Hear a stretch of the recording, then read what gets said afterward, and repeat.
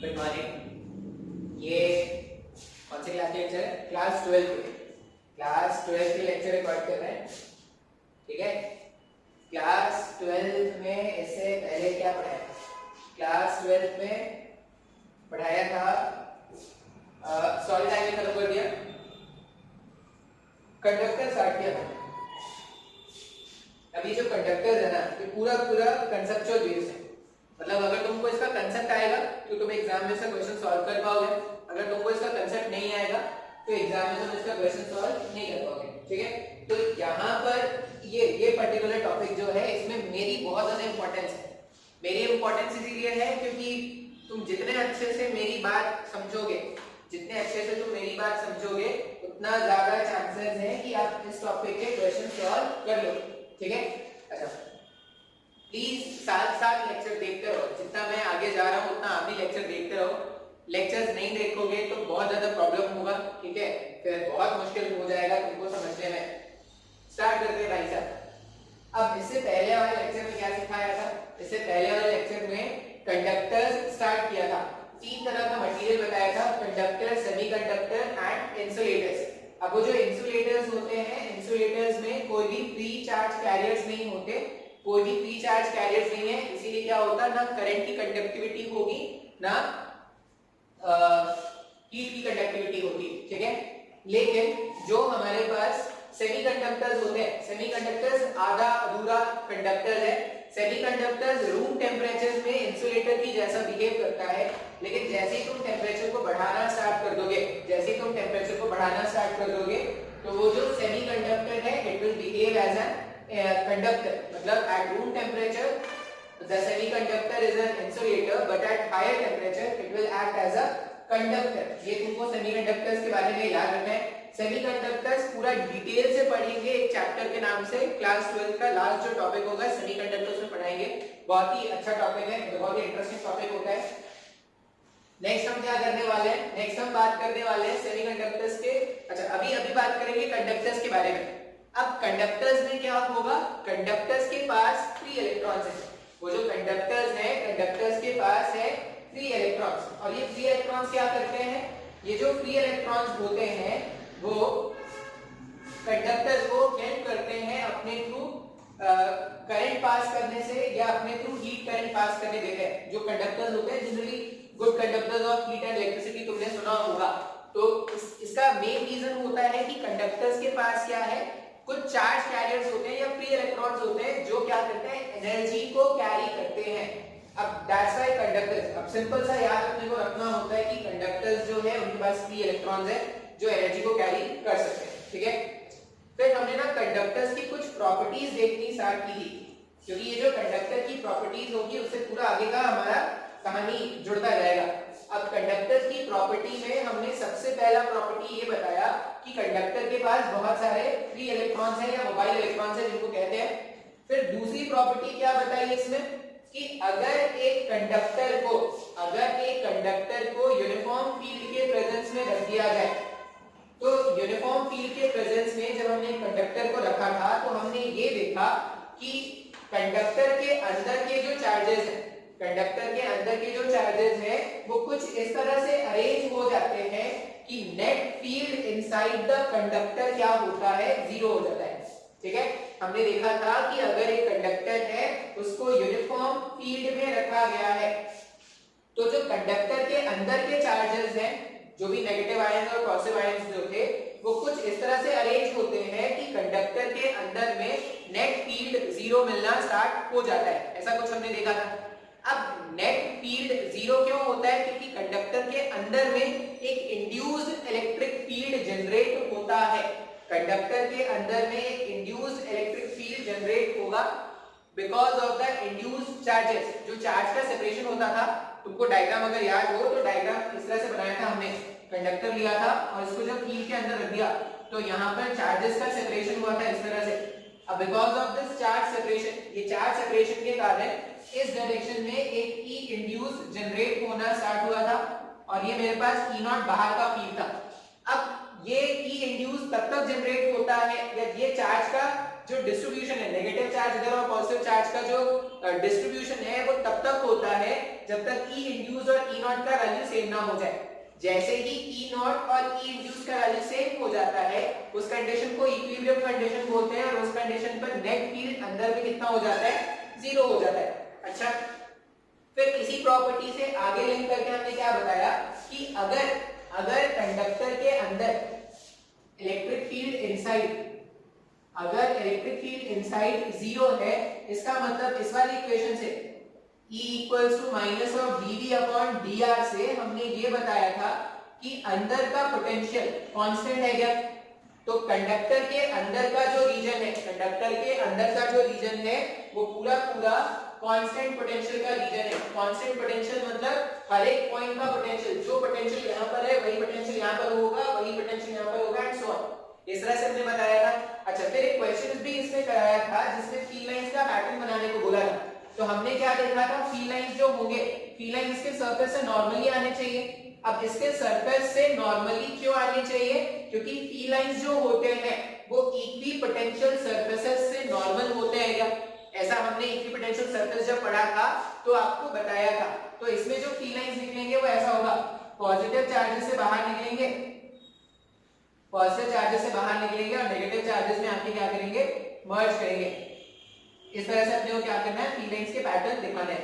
बात समझ में आ रहा है। अच्छा, आज क्या करते हैं, कहानी को यहां से आगे बढ़ाना स्टार्ट करते हैं। तो जो बेसिक हमने अभी तक प्रॉपर्टीज, देखो प्रॉपर्टीज क्वेश्चन साथ साथ चलते रहेंगे, प्रॉपर्टीज भी जानना है और किस तरह से उसका एप्लीकेशन लगाएंगे, अप्रोच लगाएंगे, वो भी अपने को जानना है। अब मैंने तुमको ये बोल दिया कि अगर एक कंडक्टर है, कंडक्टर को यूनिफॉर्म फील्ड में अगर रख दिया तो उसके अंदर का जो फील्ड था वो जीरो आया था, मैंने ऐसा बोल दिया था। ये थोड़ा और जनरलाइज है, और जनरलाइज है इसका मेरा मतलब है, मान लो मैं बोल रहा हूं कि मेरे पास एक आइसोलेटेड कंडक्टर है, अनचार्ज। मेरे पास क्या है, एक आइसोलेटेड कंडक्टर है। आइसोलेट का मतलब दुनियादारी से अनजान। एक कंडक्टर है जो दुनियादारी से अनजान है। दुनियादारी से अनजान इसके लिए क्या होगा, इसके आसपास कोई भी चार्ज नहीं। बात समझ में आ रहा है। ये मेरे पास क्या है, ये मेरे पास एक आइसोलेटेड कंडक्टर है। अब आइसोलेटेड कंडक्टर है मतलब दुनियादारी से क्या है, ये अनजान है। अब इसका मतलब ये है कि Q आउटसाइड मतलब ये जो बाहर का रीजन है ना, Q आउटसाइड का वैल्यू कितना है, जीरो है। मतलब कंडक्टर के बाहर में, कंडक्टर के बाहर अगर ये आइसोलेटेड है मतलब ये दुनियादारी से अनजान है, दुनियादारी इसको नहीं पता, और इसके आसपास जो भी चार्जेस होंगे वो सब क्या है, जीरो है। अच्छा, अब मान लो अगर मैं बोल रहा हूं कि मैं इस वाले सरफेस के लिए गॉसियन सरफेस बना रहा हूं, जस्ट इनसाइड द कंडक्टर मैं एक गॉसियन सरफेस बना रहा हूं। अब क्यों बना रहे हैं, क्योंकि मुझे अंदर में फील्ड जानना है। इस तरह से डॉटेड डॉटेड दिखा रहे हैं, डॉटेड रेड, ठीक है। मैंने जस्ट इनसाइड द कंडक्टर एक गॉसियन सरफेस बनाया है। एक गॉसियन सरफेस बनाऊंगा तुम्हारे चार्ज के सामने, ठीक है। मैंने एक गॉसियन सरफेस बनाया है।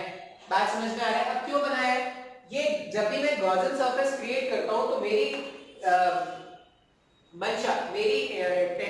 मंशा मतलब मेरा क्या बोलते हैं उसको, दैट वर्ड फॉर इंग्लिश, मंशा मतलब मेरी चाहत, ठीक है। मंशा मतलब मेरी चाहत।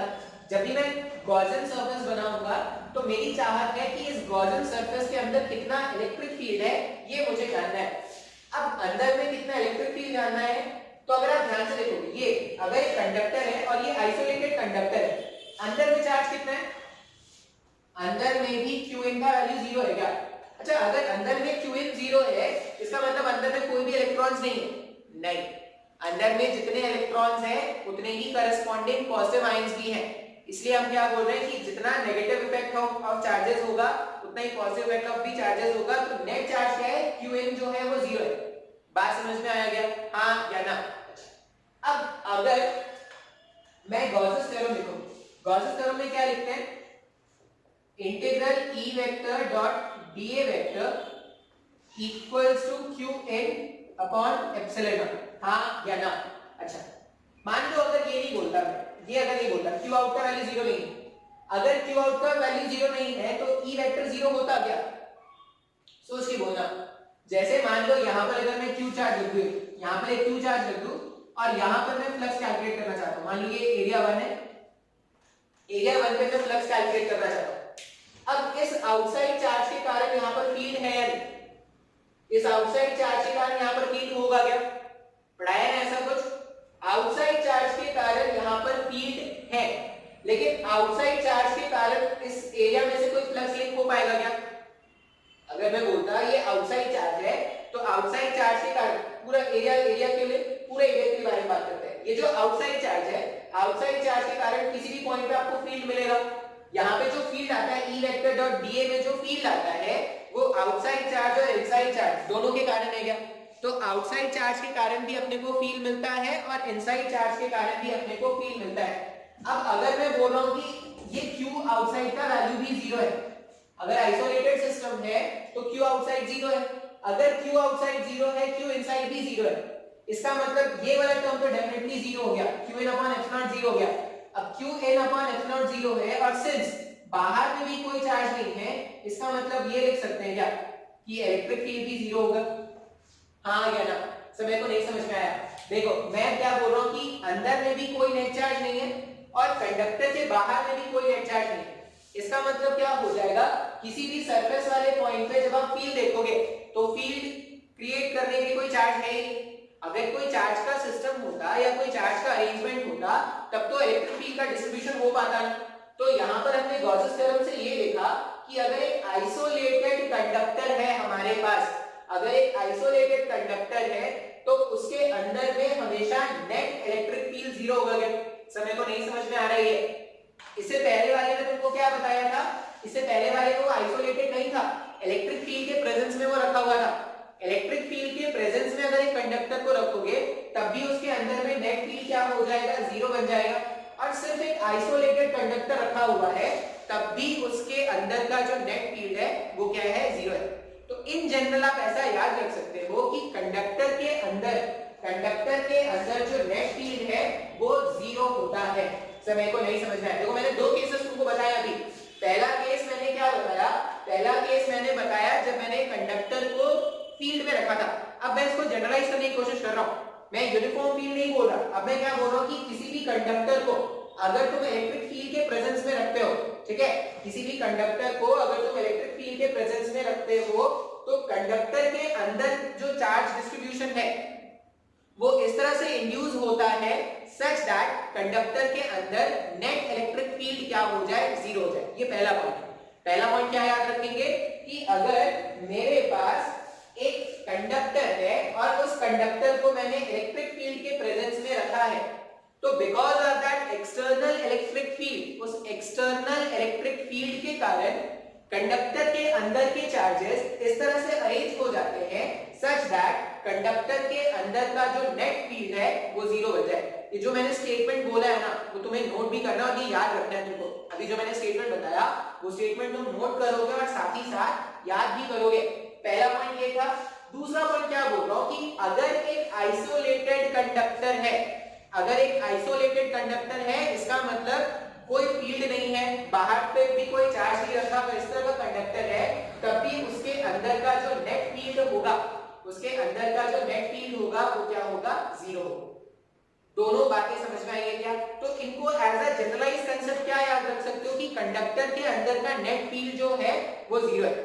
पहला केस बाहर के एक्सटर्नल फील्ड के कारण था, दूसरा केस में क्या बोल रहे हैं? सिंस कोई चार्ज डिस्ट्रीब्यूशन नहीं है इसे कोई फील नहीं करता है। तो अगर ये दोनों बातें अपने को याद है तो हम क्या कर सकते हैं? इसमें कुछ क्वेश्चन सॉल्व कर सकते हैं। अब ध्यान से क्या करेंगे? क्वेश्चन समझने की कोशिश करेंगे। क्वेश्चन को, ये जो क्वेश्चन कराऊंगा ये क्वेश्चन आपको समझना है और जो भी कंसेप्ट मैंने अभी पढ़ाया है उससे लिंक भी करना है। प्रॉपर्टीज आनी चाहिए अलग बात है और प्रॉपर्टीज को यूज करके क्वेश्चन सॉल्व करना आना चाहिए ये अलग बात है। प्रॉपर्टीज याद कर लेंगे कोई प्रॉब्लम नहीं होता है, लेकिन उसको यूज करके क्वेश्चन सॉल्व करना ये इज अ डिफिकल्ट टास्क, सबके बस की बात नहीं होती ये सब। मान लो एक कंडक्टर है इस तरह से, ठीक है, कंडक्टर है जिसका रेडियस गिवन है। मान लो यहां से ये कंडक्टर था, कंडक्टर, बस का है, ट्रेन का है, शिप का है, प्लेन का है, किसका कंडक्टर है तुम समझ लेना। एक कंडक्टर है या करंट इलेक्ट्रिसिटी का कंडक्टर है, तुम समझ लेना।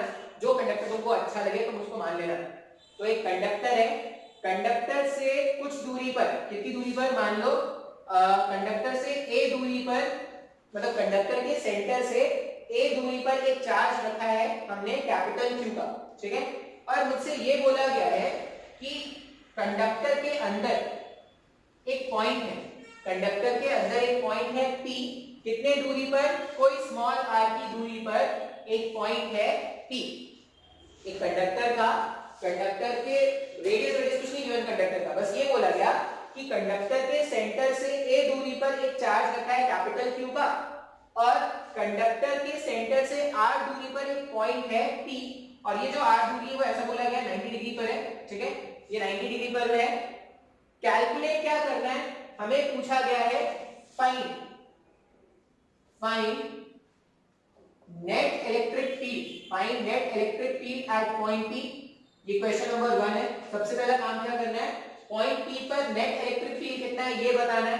दूसरा काम क्या करना है, दूसरा काम अपने को बताना है इलेक्ट्रिक फील्ड, अपने को क्या करना है, दूसरा पॉइंट लिखना है electric field at point P because of Q charge, वो जो आउटसाइड चार्ज है उसके कारण कितना फील्ड बनेगा पॉइंट Q पर।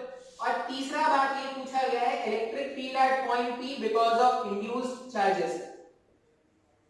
ये 3 क्वेश्चन हैं जो अभी के कंसेप्ट को मिला के बनने वाले हैं। एक एक करके स्टार्ट करते हैं। सबसे पहला क्वेश्चन तो बहुत ही आसान है। सबसे पहला क्वेश्चन पूछा गया है net field inside the conductor, conductor के अंदर जो नेट फील्ड होता है।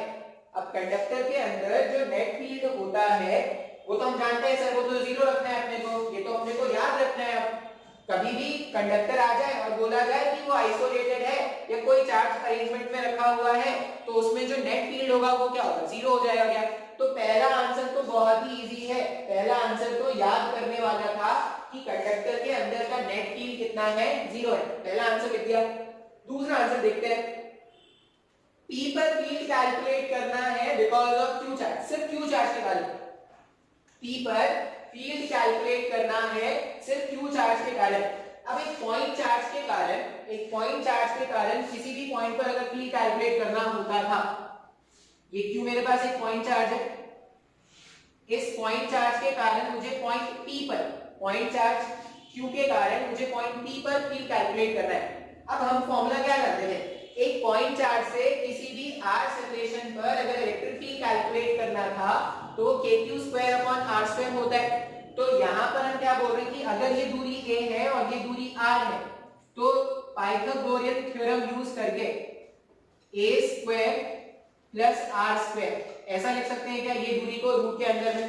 अब अगर q से p की दूरी मिल गई, इसका मतलब इसका वैल्यू क्या लिखेंगे, electric field at point P, point P पर इलेक्ट्रिक फील्ड लिख रहे हैं Q के कारण, वो हो जाएगा k q अपॉन r का स्क्वायर, r का स्क्वायर करोगे तो a² प्लस r², इस तरह से लिखेंगे क्या, a² प्लस r²। अच्छा, इस पॉइंट Q के कारण, इस पॉइंट Q के कारण जो फील्ड का डायरेक्शन होगा वो रेडियली आउटवर्ड होता है ना, वो रेडियली आउटवर्ड इस तरह से होगा, तो इसको क्या लिखेंगे, electric field at point P because of charge Q। तो ये तो बहुत ही आसान है, ये तो हमने बचपन से सीखा है हमने।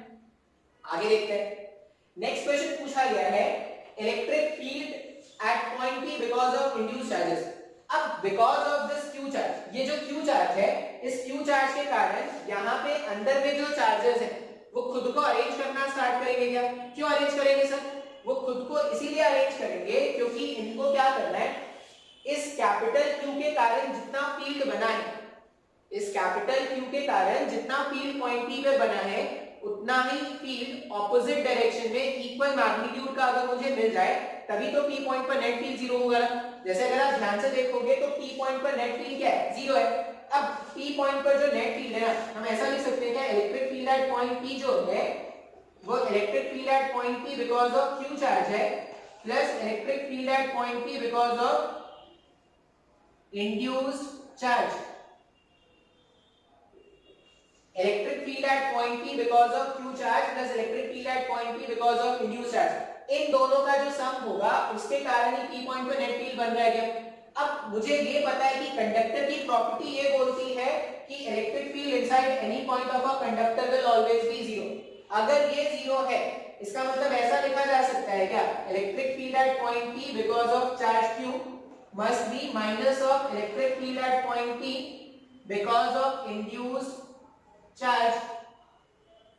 अब ये जो माइनस है, ये माइनस क्या बताता है, सिर्फ डायरेक्शन क्या होता है क्या, प्लस माइनस। तो फिजिक्स में प्लस माइनस का क्या डायरेक्शन के खेलते हैं।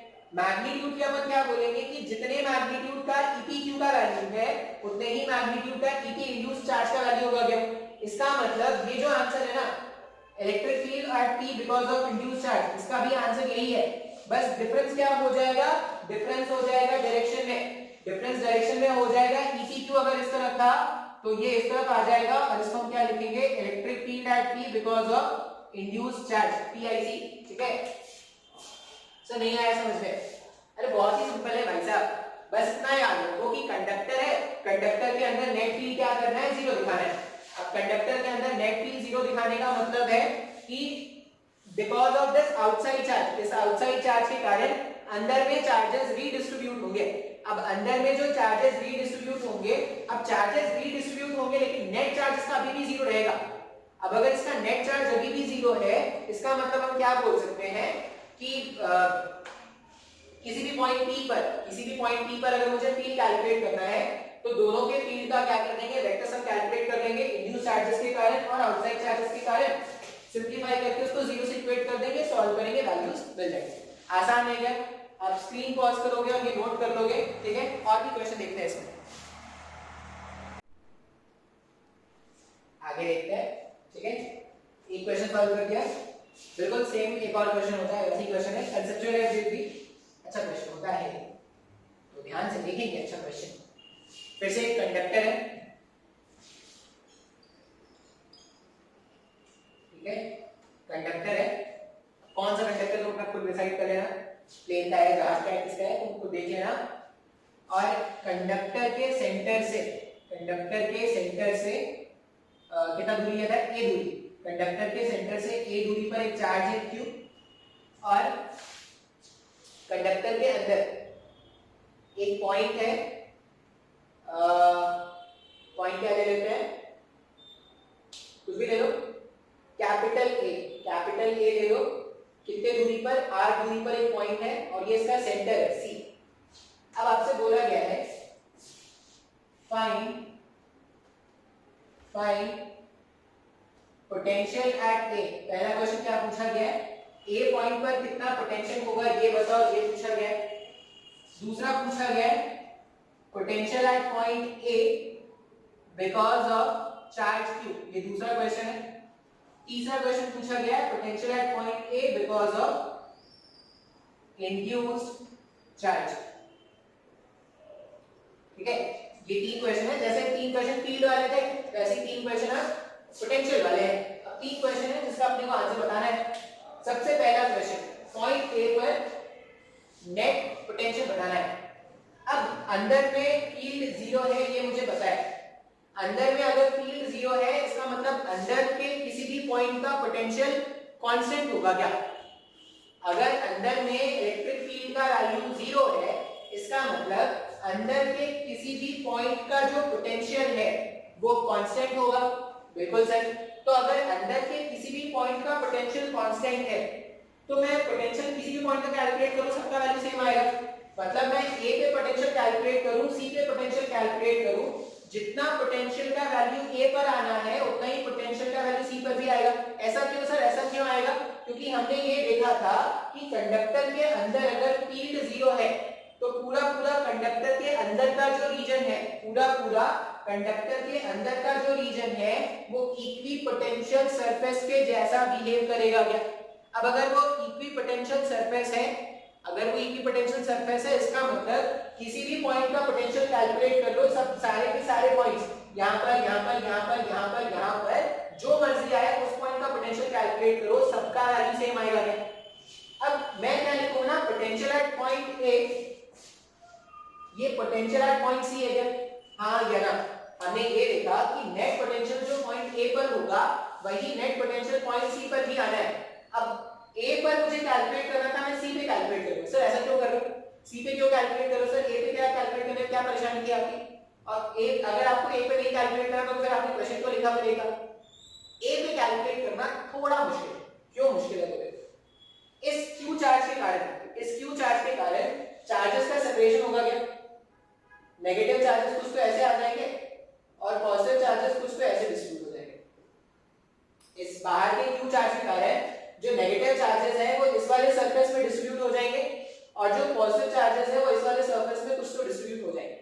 बिल्कुल सर जी। अच्छा, अब जितना नेगेटिव चार्ज का डिस्ट्रीब्यूशन इधर है उतना ही पॉजिटिव चार्ज का डिस्ट्रीब्यूशन इस साइड होगा क्या? मतलब ऐसा जरूरी नहीं है कि चार्ज डिस्ट्रीब्यूशन की डेंसिटी भी सेम हो, मतलब चार्ज डिस्ट्रीब्यूशन की डेंसिटी यहाँ पे क्या होगा सिग्मा। सिग्मा क्यों? क्योंकि वो सरफेस में डिस्ट्रीब्यूट, अभी तो नहीं समझोगे, बस इतना समझ लो कि ये जो जितना नेगेटिव चार्ज यहाँ पर उतना ही पॉजिटिव चार्ज यहाँ पर भी होगा। ऐसा क्यों? क्योंकि ये स्टार्टिंग में न्यूट्रल था, ये न्यूट्रल था, चार्ज किसके पास है? सिर्फ उसके पास है। हमने चार्ज की एक प्रॉपर्टी पढ़ी है, क्या प्रॉपर्टी पढ़ी है? चार्ज को ना बनाया जा सकता ना चार्ज को मिटाया जा सकता, चार्ज को केवल इलेक्ट्रॉन के ट्रांसफर से जनरेट किया जा सकता है, सबने पढ़ा था क्या? तो यहाँ पर अगर ये कंडक्टर स्टार्टिंग में न्यूट्रल था तो अभी भी न्यूट्रल रहेगा क्या? क्या हुआ है? बस चार्जेस सेपरेट हो गए, नेगेटिव चार्जेस एक साइड आ गए, पॉजिटिव चार्जेस एक साइड आ गए। अब ये जो नेगेटिव चार्ज है ये r दूरी पर है, ये नेगेटिव चार्ज r दूरी पर, ये नेगेटिव चार्ज r दूरी पर, ये नेगेटिव चार्ज r दूरी पर, ये पॉजिटिव r दूरी पर, पॉजिटिव मतलब जो भी इसका रेडियस होता, मान लो इसका रेडियस होता कैपिटल R, तो जो पॉजिटिव चार्जेस है वो सारे r दूरी पर रहेंगे। अब जितना नेगेटिव चार्ज इंड्यूस हुआ उतना ही पॉजिटिव चार्ज इंड्यूस हुआ, तो जितना नेगेटिव चार्ज के कारण पॉइंट सी पर पोटेंशियल बनेगा उतना ही इस पॉजिटिव चार्ज के कारण पॉइंट सी पर पोटेंशियल बनेगा। क्यों? क्योंकि हम क्या जानते हैं कि पॉइंट चार्जेस के कारण जब पोटेंशियल लिखते हैं तो पॉइंट चार्जेस के कारण पोटेंशियल क्या लिखते हैं? kq/r, ऐसा कुछ लिखते हैं क्या? अब q का मतलब होता है चार्ज का वैल्यू और r होता है जिस पॉइंट पर आपको पोटेंशियल कैलकुलेट करना है वहां से चार्ज की दूरी, वो हमारे पास r का वैल्यू होता है। तो जैसा जितना नेगेटिव चार्ज इस वाले सरफेस पे हो वैसा ही पॉजिटिव चार्ज यहाँ पर होगा, और जितना नेगेटिव चार्ज का सेपरेशन सी से है उतना ही पॉजिटिव चार्ज का भी सेपरेशन है। इसका मतलब ये बोल सकते हैं क्या कि अगर मुझे सी पर नेट पोटेंशियल कैलकुलेट करना होता, potential scalar quantity vector quantity, potential तो स्केलर क्वांटिटी है ना, अगर स्केलर क्वांटिटी है तो एडिशन के लिए क्या करेंगे? नॉर्मल एडिशन, जैसे 5 + 5 होता है वैसा नॉर्मल एडिशन करेंगे, कोई वेक्टर देखना नहीं होगा अपने को।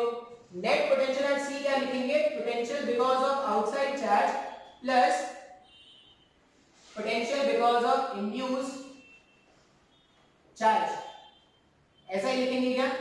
सी पॉइंट पर पोटेंशियल क्यों लिख रहे हैं? क्योंकि सी पॉइंट पर पोटेंशियल लिखने से क्या होगा? V इंड्यूस्ड चार्ज का वैल्यू 0 हो जाएगा। सी पॉइंट पर पोटेंशियल लिखने से क्या होगा? V इंड्यूस्ड चार्ज का वैल्यू क्या हो जाएगा? 0 हो जाएगा। क्यों 0? क्योंकि जैसा नेगेटिव चार्ज का डिस्ट्रीब्यूशन सेंटर सी से है वैसा ही पॉजिटिव चार्ज का डिस्ट्रीब्यूशन सेंटर सी से है। इसलिए हम क्या बोलेंगे कि अगर मुझे पॉइंट ए पर P कैलकुलेट करना था मैं सी पे कैलकुलेट कर ले रहा हूं। क्यों सी पर कैलकुलेट कर रहे हैं? बात समझ में आ रही है क्या? क्योंकि सी पर पोटेंशियल कैलकुलेट करना आसान है because of the symmetry of the diagram in comparison to a के कंपैरिजन पर सी पर पोटेंशियल कैलकुलेट करना इजी है। तो पोटेंशियल एट सी को मैंने लिख दिया potential because of charge q plus potential because of induced charge. अब इंड्यूस्ड चार्ज के कारण अगर पोटेंशियल 0 हो गया तो सिर्फ इसके कारण जो वैल्यू होगा वही लिखेंगे क्या? तो potential because of charge q, charge q के कारण जो पोटेंशियल बनेगा, q यहां से यहां का सेपरेशन स्मॉल है तो ऐसा कुछ लिखेंगे क्या? kq/a, ये पहला आंसर है। bc या इसी को क्या बोल रहे हैं? ba, net potential at point a जो है वो कितना है? kq/a। अब ये जो क्वेश्चन है ना वो इस क्वेश्चन तुम्हें लग रहा होगा कितना छोटा क्वेश्चन था, कितना आसान था, लेकिन इस क्वेश्चन को वही सॉल्व कर पाएगा जिसको पोटेंशियल का ज्ञान है और जिसको ये चार्ज डिस्ट्रीब्यूशन इंड्यूस्ड चार्जेस का मतलब क्या हो रहा है वो जिसको इन दो बातों का ज्ञान होगा वही इस तरह क्वेश्चन सॉल्व कर पाएगा। नहीं तो बाकी लोगों को पता ही चलेगा पोटेंशियल कहां से पोटेंशियल, क्यों चार्ज एक चार्ज दिख रहा है, चार्ज डिस्ट्रीब्यूट होगा, पता नहीं क्या कहानी बनाएंगे वो, लेकिन वो सॉल्व नहीं कर पाएंगे। तो पहला आंसर है potential at point C equals to kq/a, या उसका बोल दो पोटेंशियल एट पॉइंट ए। अब ए पॉइंट पर मुझे पोटेंशियल लिखना है, इस वाले पॉइंट पर ए पॉइंट पर मुझे पोटेंशियल लिखना है because of Q charge. Q charge के कारण मुझे क्या करना है, पोटेंशियल लिखना है। देखते हैं ए पॉइंट पर अगर मुझे पोटेंशियल लिखना है क्यू चार्ज के कारण, तो यहां से यहां की दूरी पता है क्या? बिल्कुल पता है सर। यहां से यहां की दूरी अगर मैं दूरी देखूं तो ये दूरी कितनी हो जाएगी, ये जो दूरी है ये दूरी root over of a square plus r square हो जाएगा।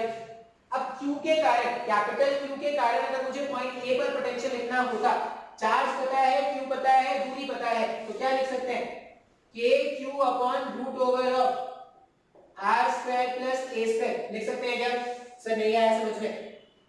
पहले मैंने पॉइंट A पर पूरा चार्ज डिस्ट्रीब्यूशन के कारण क्या किया, पोटेंशियल लिखा, फिर पॉइंट A पर सिर्फ कैपिटल Q के कारण जो पोटेंशियल होगा वो लिख रहे हैं। अब यहाँ पे तुमको कंफ्यूजिंग लग सकता है सर, V इंड्यूस के कारण तो जीरो था, V इंड्यूस के कारण जीरो था पॉइंट C पर, ठीक है, V इंड्यूस के कारण पॉइंट A पर जीरो नहीं होगा। जैसे जो नेक्स्ट क्वेश्चन है उसमें शायद आपको समझ में आ जाएगा, ध्यान से देखते हैं। पोटेंशियल A पे कैलकुलेट करना है इंड्यूस चार्ज के कारण, ठीक है। इसको सॉल्व करने के लिए हम क्या जानते हैं, पोटेंशियल एट पॉइंट A जो लिखते वो क्या होता, potential because of Q charge plus potential because of induced charge, ठीक है, एट पॉइंट ए। ये वाला टर्म जीरो है क्या, potential because of induced charge at point ए वाले पॉइंट पर इंड्यूस्ड चार्जेस के कारण पोटेंशियल जीरो है क्या? नहीं। क्यों जीरो नहीं है? क्योंकि यहां से यहां की दूरी, यहां से यहां की दूरी ये यूनिफॉर्म नहीं है। सेंटर वाले पॉइंट पे यूनिफॉर्म चार्ज डिस्ट्रीब्यूशन था, इसलिए हम बोल सकते थे कि सेंटर वाले पॉइंट पर, सी वाले पॉइंट पर इंड्यूस्ड चार्ज के कारण जो पोटेंशियल है वो जीरो बन रहा है। पॉइंट ए पर जीरो बन रहा है क्या? नहीं। क्यों? क्योंकि यहां से यहां की दूरी और यहां से यहां की दूरी अलग अलग हो सकती है, दूरी अलग अलग हो सकती है मतलब पोटेंशियल अलग अलग हो सकता है। तो ये वाला value potential because of induced charge at point ए, इस बार ये जीरो नहीं है। अब ए पर नेट पोटेंशियल पता है क्या? पहला क्वेश्चन तो वही था, ए पर नेट पोटेंशियल कितना है, KQ अपॉन स्मॉल a। ए पर कैपिटल Q के कारण पोटेंशियल अगर देखेंगे तो सेकंड वाला क्वेश्चन तो यही था ना। सेकंड वाला क्वेश्चन क्या बोला था, KQ root over of r square plus a square plus potential because of induced charge, potential because of induced charge at point a. अब इसको जब सिंपलीफाई करोगे ना तो जो हमारा जो थर्ड आंसर है वो आ जाएगा इंड्यूस्ड चार्ज के कारण जो वैल्यू आ रहा है KQ by A minus KQ को तो लिखना, तो ये हो जाएगा KQ 1 upon A minus 1 upon, पागलों के जैसे गाड़ी क्यों चलाते हैं यार, ये हमारे पास क्या हो जाएगा, आंसर हो जाएगा। बात समझ में आ रहा है क्या? सर मेरे को कुछ भी नहीं समझ में आया सर, कुछ भी आपने बोल दिया सर, कुछ भी हमारा फेवरेट रिपब्लिक टीवी कुछ भी पीछे पड़ गया अभी, वो रिया चक्रवर्ती के पीछे पड़ गया, तो फांसी पे चढ़ा नहीं मानेगा भाई साहब, पता नहीं कौन सी दुश्मनी निकाल रहा है वो। मेरे को तो ऐसा लगता है कि किसी जमाने में रिया चक्रवर्ती को उसने प्रपोज किया होगा, अब उसने मना कर दिया है तो पीछे पड़ गया भाई, कुछ भी, ठीक है। अभी सुप्रीम कोर्ट सीबीआई के पास केस गया है, मतलब जस्टिस फॉर सुशांत, चलो ठीक है देखते हैं क्या होता है, जस्टिस क्या होता है। लेकिन बस मैं यही बोलूंगा ना कि conclusion banana is not good every time, ठीक है, depending on the media trial, जो जिस तरह से मीडिया करती है उस तरह से conclusion banana it is not good, ठीक है। और अभी लोगों की इतनी बार इतनी सहानुभूति हो रही है, ठीक है, जब मूवी आती थी तो कोई देख नहीं जाता था उसकी मूवी, और अभी लोग दिखा रहे हैं कि भाई हम तो सड़क 2 का ट्रेलर ये कर रहे हैं। अरे भाई तुम नेगेटिव भी कर रहे हो तभी तो प्रमोशन ही हो रहा है, उनके तो फायदे ही हो रहे हैं, छोड़ो क्या करेंगे। पोटेंशियल एट पॉइंट ए, हाँ अब वापस आते हैं सॉल्यूशन, हमें क्या करना है, ए पे पोटेंशियल कैलकुलेट करना है। अब ए पर पोटेंशियल जो है वो दो कारणों से है, एक तो इंड्यूस्ड चार्ज के कारण भी होगा और जो बाहर में जो चार्ज रखा है उसके कारण भी होगा। अब इंड्यूस्ड चार्ज के कारण पोटेंशियल कैलकुलेट करना थोड़ा मुश्किल है, क्यों? क्योंकि यहां से चार्ज का सेपरेशन या चार्ज का डिस्ट्रीब्यूशन अपने को पता है, तो हमने एक दूसरा तरीका सोचा। हमने दूसरा तरीका क्या सोचा कि ठीक है भाई, अगर अंदर में नेट फील्ड जीरो है, अगर अंदर में नेट फील्ड जीरो है तो क्यों ना ऐसा किया जाए कि हर एक पॉइंट का पोटेंशियल सेम है, मुझे पता है अंदर में नेट फील्ड अगर जीरो है तो इक्विपोटेंशियल रीजन है, इक्विपोटेंशियल रीजन है इसका मतलब अंदर में रखे हुए हर एक पॉइंट का पोटेंशियल तो एक जैसा है। तो अगर ए पे कैलकुलेट करना है तो क्या करते हैं, सी पे कैलकुलेट कर लेते हैं। अब ए पे मैं नेट पोटेंशियल के बारे में बात कर रहा हूं। ए का जो नेट पोटेंशियल है वो सी के नेट पोटेंशियल के बराबर होगा। ऐसा नहीं बोलेंगे कि क्यू के कारण ए पे जो पोटेंशियल है और क्यू के कारण सी पे जो पोटेंशियल वो सेम होगा, वो गलत हो जाएगा। पूरा चार्ज डिस्ट्रीब्यूशन, जितने भी सिस्टम में चार्जेस है, क्यू और ये इंड्यूस चार्ज, इन सब के कारण जितना पोटेंशियल सी पर बनता उतना ही पोटेंशियल ए पर बनेगा। बात समझ में आया? इसलिए मैंने ये लिखा net potential at point a जो है वो potential at c equals to क्या होगा, potential at q plus potential of induce charge. अब सी पॉइंट पर इंड्यूस चार्ज के कारण पोटेंशियल क्या बन रहा है, जीरो बन रहा है। अब चाहो तो यहां पर मेंशन कर देना because of charge at point c. तो इंड्यूस चार्ज के कारण सी पॉइंट पर पोटेंशियल जीरो बन जा रहा है because of the symmetry of the diagram. तो सी पर पोटेंशियल अगर लिखना होता तो सिंपली लिखते potential at c because of charge q. उसका वैल्यू कितना हो जाएगा, k q अपॉन a का इसका वैल्यू हो जाएगा। डायग्राम को देख के लिख दिया। आगे देखते हैं। अब मुझे कैलकुलेट करना है पोटेंशियल पॉइंट a पर q चार्ज के कारण। तो पॉइंट a से q का दूरी देख लो, ये दूरी कितना है, √a² + r²। अब किसी भी पॉइंट चार्ज के लिए पोटेंशियल जब लिखना होता था तो √k q अपॉन r का वैल्यू यूज करते थे। तो फॉर्मूला क्या यूज करते थे, k q अपॉन r का। तो k q और r के प्लेस में √r² + a² रख दिया। फिर अपने को क्या कैलकुलेट करना है, a पॉइंट पर पोटेंशियल कैलकुलेट करना है इंड्यूस चार्ज के कारण। a पॉइंट पर नेट पोटेंशियल मुझे पता है, a पॉइंट पर बाहर के चार्ज के कारण मुझे पोटेंशियल पता है। इस इक्वेशन को यूज करके इंड्यूस चार्ज के कारण पॉइंट a पर जो पोटेंशियल होता है वो कैलकुलेट कर लेते हैं। ये जो दो क्वेश्चन है, क्वेश्चन 1 जो अभी मैंने इससे पहले कराया और क्वेश्चन जो 2 अभी जो ये चल रहा है, ये दोनों ही क्वेश्चन कांसेप्ट बिल्डिंग के पर्पस से बहुत ज्यादा इंपॉर्टेंट है। ये क्वेश्चन तुमको समझ में आ जाना चाहिए। और दूसरी बात, इस तरह के क्वेश्चन याद कर लेंगे, याद कर लेंगे कि क्या कांसेप्ट यूज कर रहे हैं, कैसे सॉल्व कर रहे हैं। नहीं याद रखोगे कैसे सॉल्व करोगे एग्जाम में, तुम समझना। ठीक है, कुछ ऐसे क्वेश्चन आएंगे, पूरा चैप्टर ही ऐसा है जिसमें तुमको बहुत सारी चीजें याद रखनी पड़ेगी। जितना अच्छा तुम याद रख पाओगे उतना अच्छी तुम्हारी अंडरस्टैंडिंग होगा, उतना ज्यादा चांसेस है कि तुम आगे क्वेश्चन सॉल्व कर पाओगे। इसके बाद वाले चैप्टर्स में इतना नहीं भी याद रखोगे तो चल जाएगा। ठीक है, करंट इलेक्ट्रिसिटी तो प्योर मैथमेटिक्स होगा, मतलब अगर तुमको मैथ्स आता है तो तुम करंट इलेक्ट्रिसिटी में तुमको प्रॉब्लम नहीं होगा। फिर आगे जब भी सर्किट आ जाएगी ना तो सर्किट थोड़ा आसान होता है, सर्किट इतना मुश्किल नहीं होता। सर्किट सॉल्व करना बस अंडरस्टैंडिंग होता है। एक बार अगर सर्किट में अंडरस्टैंडिंग डेवलप हो गया तो सर्किट सॉल्व कर लेते हैं। ठीक है, रह गया बात ऑप्टिक्स का। तो ऑप्टिक्स में क्या करना है, ऑप्टिक्स का जो पहला पार्ट है वो थोड़ा ज्योमेट्री है। अगर ज्योमेट्री ढंग से आता है तो ऑप्टिक्स का पहला पार्ट में प्रॉब्लम नहीं होगा। ऑप्टिक्स का सेकंड पार्ट पूरा याद करने का है, फॉर्मूला डेरिवेशन जो भी होगा याद कर लोगे तो क्वेश्चन सॉल्व करना ही आसान हो जाएगा। मॉडर्न भी वैसा ही है, मॉडर्न भी याद करने के जैसे, मतलब जितना भी दिमाग लगाने वाला फिजिक्स है ना वो यही तक है, इलेक्ट्रोस्टैट थोड़ा बहुत सर्किट तक। उसके बाद जो है ना चीजें याद करने वाली है, याद करो आंसर लिखो। इसलिए क्या जनरली देखा जाता है कि लोगों को 11th की फिजिक्स नहीं आती, लेकिन 12th की फिजिक्स जहां पर याद करके आंसर लिखने होते हैं वो जम के लिखते हैं और मार्क्स लेके आते हैं। ठीक है, तो तुम ऐसा मत बनना, तुमको क्वेश्चन सॉल्व करना है। क्वेश्चन सॉल्व करने के लिए तुमको कांसेप्ट का ज्ञान होना चाहिए। अगर कांसेप्ट का ज्ञान नहीं है तो क्वेश्चन सॉल्व नहीं कर पाओगे। स्क्रीन पॉज करते हैं, आप नोट कर लेना। आगे देखते हैं। अब क्या है ना, दूसरी तरह की प्रॉपर्टी के बारे में बात करते हैं। बाहर के एक्सटर्नल फील्ड में बहुत दिया कंडक्टर को। अब कंडक्टर पे चार्ज सप्लाई करेंगे। अब कंडक्टर पे चार्ज सप्लाई करेंगे तो क्या बोलते हैं कि मान लो एक इस तरह का कंडक्टर है, किसी भी शेप का मान लो। ठीक है, अमीबा की शेप का कंडक्टर है। अब ये पता नहीं हैवेल्स के बल्ब का सिंबल लग गया जो भी। अब ये कंडक्टर है और इस कंडक्टर में इनिशियली इसमें कोई चार्ज नहीं था। ठीक है, क्या करते हैं, इस कंडक्टर को Q चार्ज सप्लाई करना है। ये बोला गया है कि कंडक्टर है और इस कंडक्टर को Q चार्ज सप्लाई करना है। अब अगर कंडक्टर को Q चार्ज सप्लाई करोगे, पहले मैं मान लो ऐसा कंडक्टर है, स्फेरिकल शेप का, स्फेरिकल शेप का कंडक्टर है जिसको Q चार्ज सप्लाई करना है। अब पॉजिटिव चार्ज सप्लाई करना है, इसका मतलब क्या होगा, एक्चुअल में अगर मैं बोलूं कि पॉजिटिव चार्ज मैंने सप्लाई किया तो एक्चुअल में वहां से नेगेटिव चार्जेस बाहर निकाला होगा। क्या वहां से नेगेटिव चार्जेस बाहर निकाले हैं, उसी को तो बोल रहे हैं कि मैंने इसमें क्या किया, Q charge positive charge supply किया। अब ये पूरा ये जो कंडक्टर है कैसा है, सॉलिड कंडक्टर। ऐसा नहीं सोचेंगे कि अंदर में खाली, सॉलिड कंडक्टर। अब ये भी सॉलिड कंडक्टर, ये भी सॉलिड कंडक्टर, इसमें भी Q1 का चार्ज दिया, उसमें भी Q1 का चार्ज दिया।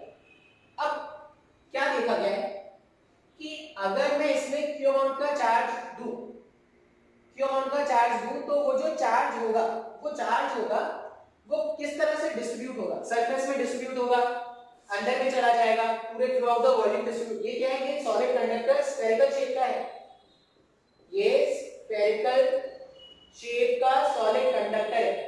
अब मन में डाउट आता है कि अगर ये क्यू चार्ज आपने दिया तो वो कहां रहेगा? सरफेस में रहेगा, मतलब सिर्फ आउटर सरफेस में दिखेगा या पूरे वॉल्यूम में डिस्ट्रीब्यूट हो जाएगा?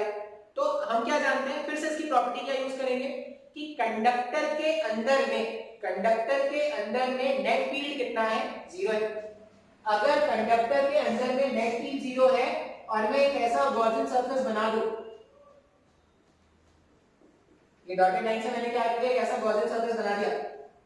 अब अगर ये गॉसियन सरफेस मैंने बनाया, हम क्या जानते हैं गॉसेस थ्योरम क्या बोलता है?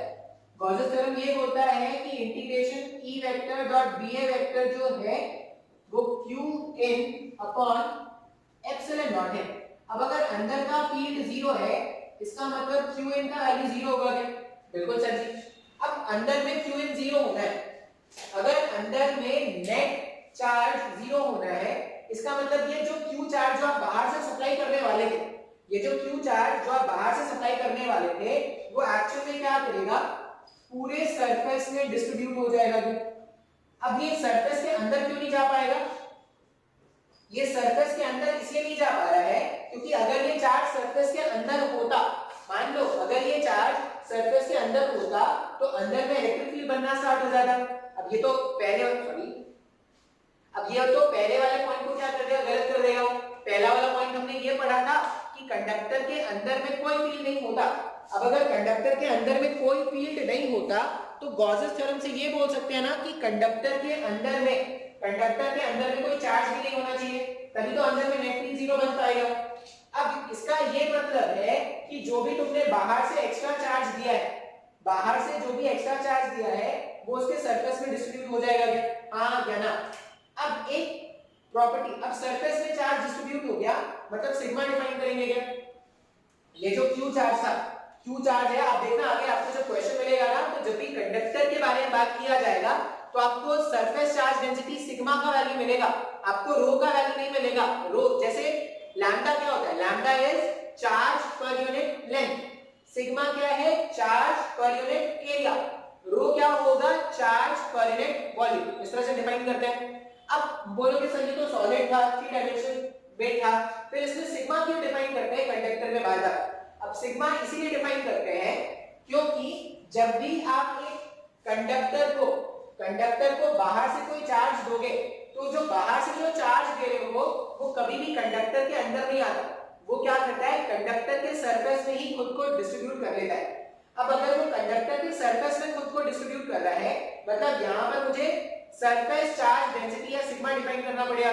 तो यहाँ पर हम क्या जानते हैं कि सिर्फ जो कंडक्टर है, कंडक्टर में जो चार्ज डिस्ट्रीब्यूशन होगा सिग्मा, ये इनवर्सली प्रोपोर्शनल है 1 रेडियस ऑफ कर्वेचर।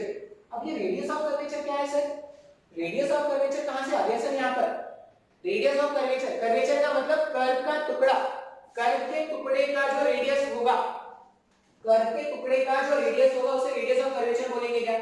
अब यहाँ पर अगर आप देखोगे, मेरे पास एक स्फेरिकल शेप का कंडक्टर है। अब स्फेरिकल शेप का रेडियस ऑफ कर्वेचर, जितना रेडियस ऑफ कर्वेचर यहाँ है उतना ही यहाँ पर होगा, उतना ही यहाँ पर भी होगा क्या? किसी भी पॉइंट पर अगर आप रेडियस ऑफ कर्वेचर देखोगे स्फेरिकल शेप के कंडक्टर का, तो स्फेरिकल शेप के कंडक्टर का हर पॉइंट पर रेडियस ऑफ कर्वेचर सेम होगा। क्यों? क्योंकि कहीं पर भी आर्क कट करो एक जैसा आर्क मिलेगा। इसका मतलब जो चार्ज डिस्ट्रीब्यूशन यहाँ पर है सिग्मा, वही चार्ज डिस्ट्रीब्यूशन सिग्मा यहाँ पर भी होगा, वही चार्ज डिस्ट्रीब्यूशन सिग्मा यहाँ पर होगा, या कोई भी रैंडम पॉइंट पे वही चार्ज डिस्ट्रीब्यूशन सिग्मा है क्या? समय को नहीं समझना है। हम क्या बोल रहे हैं? सबसे दो बातें याद रखनी। पहला बात क्या याद रखोगे कि अगर एक कंडक्टर है, बाहर से कोई चार्ज दिया गया, अब कंडक्टर हॉलो है, सॉलिड है, ऐसा मैं कुछ नहीं मेंशन कर रहा, मैं बोल रहा हूँ कि कंडक्टर है, अब वो अंदर में भरा पड़ा है, अंदर में खाली है, क्या है मुझे नहीं पता।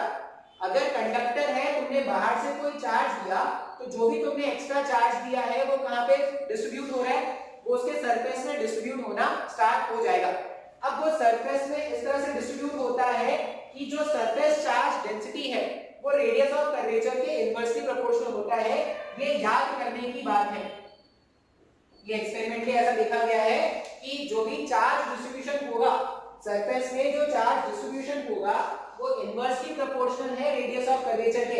इसका मतलब अगर स्फेरिकल कंडक्टर है, अगर स्फेरिकल शेप का कंडक्टर है, हर पॉइंट का रेडियस ऑफ कर्वेचर एक जैसा होगा। अगर हर पॉइंट का रेडियस ऑफ कर्वेचर एक जैसा है मतलब हर पॉइंट का जो चार्ज डिस्ट्रीब्यूशन है वो सेम होगा। मतलब जितना चार्ज डिस्ट्रीब्यूशन सिग्मा यहाँ पर है उतना ही यहाँ पर होगा, उतना ही यहाँ पर होगा, उतना ही यहाँ पर होगा, उतना ही यहाँ पर होगा एंड सो ऑन। सर को नहीं समझ में आई? दो बातें थी बहुत इंपॉर्टेंट। एक तो कंडक्टर को चार्ज दो, कंडक्टर हॉलो हो सॉलिड हो क्या हो कोई फर्क नहीं पड़ेगा, कंडक्टर में जो भी चार्ज है वो सरफेस में डिस्ट्रीब्यूट होगा। अब सरफेस में चार्ज डिस्ट्रीब्यूट होगा इसलिए हम क्या बोलेंगे, सरफेस चार्ज डेंसिटी, रो नहीं बोलेंगे। ऐसा नहीं सोचेंगे कि सर ये तो 3 डायमेंशन में था तो वॉल्यूम चार्ज डेंसिटी लिखते, नहीं वो गलत हो जाएगा। कंडक्टर में जब भी मुझे डिफाइन करना है तो सरफेस चार्ज डेंसिटी या सिग्मा डिफाइन करेंगे, ठीक है। दूसरा बात अपने को याद क्या रखना है कि जो भी चार्ज डिस्ट्रीब्यूशन बनेगा वो रेडियस ऑफ कर्वेचर के इनवर्सली प्रोपोर्शनल है। इसका मतलब जितना ज्यादा रेडियस ऑफ कर्वेचर होगा, जितना ज्यादा रेडियस ऑफ कर्वेचर होगा उतना कम चार्ज डिस्ट्रीब्यूशन होगा, या वाइस वर्सा क्या हो गया, जितना कम रेडियस ऑफ कर्वेचर, कम रेडियस ऑफ कर्वेचर मतलब ज्यादा घुमावदार। जैसे ये अगर एक ऐसा कर्व है और एक ऐसा कर्व है तो ये ज्यादा घुमावदार है मतलब इसका रेडियस ऑफ कर्वेचर मान लो ये r1 है ये r2 है तो r1 का value is greater than r2। ये सब सर्कुलर मोशन में सिखाया था तुम्हें, पता नहीं याद है कि नहीं। वैसे अच्छी बात है याद कौन रखता है, बुरी बात होगी तो शायद याद रख लेते। तो sigma is inversely proportional to radius of curvature. अब उस वाले डायग्राम में तुमने देखा कि हर एक पॉइंट का सिग्मा सेम मिल रहा था, यहाँ पर हर पॉइंट का रेडियस ऑफ कर्वेचर अलग सेम है क्या? नहीं, हर एक पॉइंट का रेडियस ऑफ कर्वेचर अगर अलग अलग है मतलब हर एक पॉइंट पर जो मुझे चार्ज डिस्ट्रीब्यूशन मिलेगा वो भी अलग अलग मिलेगा।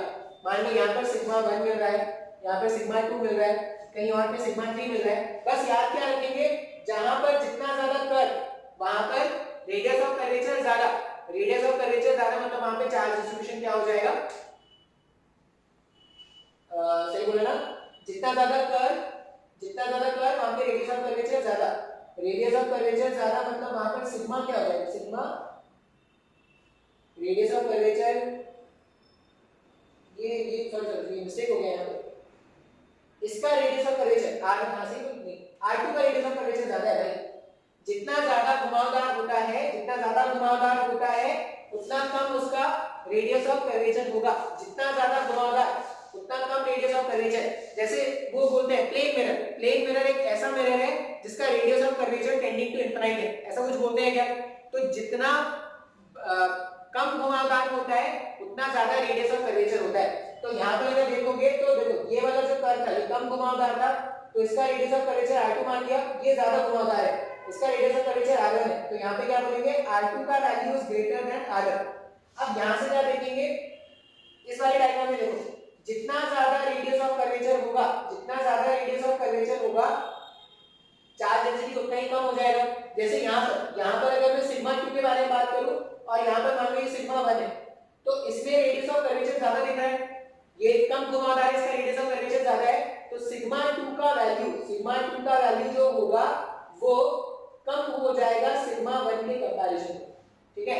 हाँ या ना, इतना अपने को याद रखना है। क्या ये याद रखोगे, पहला बात याद रखोगे कि कंडक्टर था, कंडक्टर को चार्ज दिया अगर तो कंडक्टर में जो भी चार्ज होगा वो सरफेस पर डिस्ट्रीब्यूट होगा।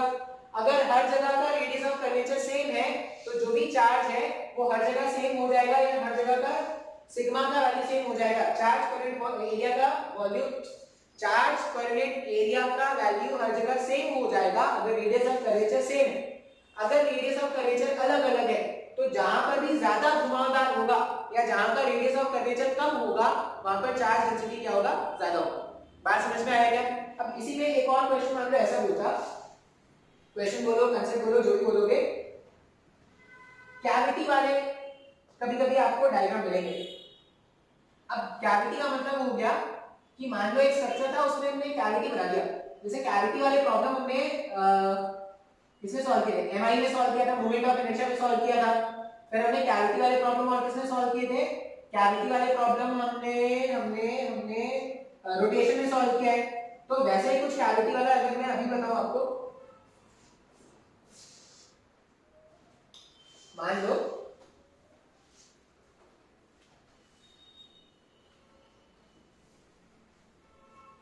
एक बार ये व्हाइट बोर्ड रखो जाए बस, आप चाहो तो स्क्रीन आगे बढ़ा सकते हो। मान लो ऐसा कंडक्टर दे रखा है और इसके अंदर कैविटी, ठीक है, ये क्या है, कंडक्टर है, सॉलिड कंडक्टर, एक सॉलिड कंडक्टर है इस तरह से, और इसके अंदर में क्या है, कैविटी बनी पड़ी है। हमने क्या किया, इसको एक चार्ज दिया है क्यू अमाउंट का बाहर से, हमने इसको क्या किया, एक चार्ज दिया क्यू अमाउंट का बाहर से। अब ये पूछते हैं कि जो भी चार्ज तुमने दिया है क्यू का, कैपिटल क्यू का जो तुमने चार्ज दिया है वो कहां पे डिस्ट्रीब्यूट होगा, वो सरफेस पे डिस्ट्रीब्यूट होगा, कैविटी में डिस्ट्रीब्यूट होगा, कैविटी के सरफेस में होगा, कहां पर होगा, ये हमसे पूछा जा रहा है। अब फिर से लॉजिक क्या यूज करेंगे अपने, फिर से लॉजिक यहां पर क्या यूज करना अपने को, हम क्या जानते हैं कि जहां पर भी कंडक्टर प्रेजेंट है, जहां पर भी कंडक्टर प्रेजेंट है वहां पर नेट फील्ड क्या रखना है, जीरो रखना है। इसका मतलब अगर मैं गॉसियन सरफेस यहां पर बनाऊं, ये रेड से बना रहा हूं, पता नहीं दिख रहा है कि नहीं, मान लो मैं इसके जस्ट अंदर एक गॉसियन सरफेस बनाऊं, अब ये कंडक्टर हो गया, इसके अंदर में फील्ड क्या है, इसके अंदर में फील्ड जो है वो जीरो है। अगर इसके अंदर में नेट फील्ड जीरो है, इसका मतलब गॉसेस थ्योरम से Qn का वैल्यू जीरो होना चाहिए क्या, मतलब इस गॉसियन सरफेस के अंदर में नेट चार्ज कितना होना चाहिए, जीरो होना चाहिए। अगर गॉसियन सरफेस के अंदर में नेट चार्ज जीरो होना चाहिए, इसका मतलब जो भी चार्ज Q अब सप्लाई करूंगा वो कहां पे रहना चाहिए, सरफेस के बाहर रहना चाहिए ना, गॉसियन सरफेस के बाहर रहना चाहिए। तो वो जो चार्ज Q होगा वो इस तरह से डिस्ट्रीब्यूट हो जाएगा। तो कैविटी रहे, सॉलिड रहे, कुछ भी रहे, कंडक्टर के अंदर कैविटी है, कंडक्टर के अंदर कंडक्टर पूरा पूरा सॉलिड है, कोई भी शेप का कंडक्टर है, जो भी चार्ज आप दोगे वो चार्ज क्या करना है, उसके सरफेस में डिस्ट्रीब्यूट हो जाना है। बस याद क्या रखेंगे, जहां पर रेडियस ऑफ कर्वेचर कम वहां पर चार्ज डेंसिटी ज्यादा। रेडियस ऑफ कर्वेचर मतलब जहां पे शार्प एजेस होंगे ना, इस तरह से जहां पर शार्प एजेस होंगे वहां पे चार्ज डिस्ट्रीब्यूशन ज्यादा रहेगा। आई होप ये तुमको समझ में आया होगा।